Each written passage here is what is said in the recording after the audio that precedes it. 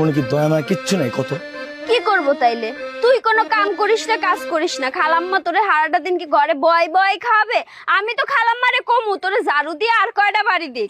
আচ্ছা আমি কেন তোর বোঝাবার পারি না একটা কথা কত? আমি কি ইচ্ছে করে কাজ কাম কিছু করি না ক? ব্যবসা পাতির লস টস খাসি এটা তো তোকেও মানা লাগবে তাই না? তুই মানবো না তাহলে কেমনে কি কমু ক? শোন, তোকে একদিন বিয়ে করবো, সংসার করবো, আমরা তো মেলা সুখে রাখবো, তোকে একবার রাজধানী বানায় ফেলবো, বুঝেছ? আচ্ছা এই যে সকাল সকাল যে ফুলগুলো নিয়ে বার হচ্ছ, এটি কি আমার ভালো লাগে ক?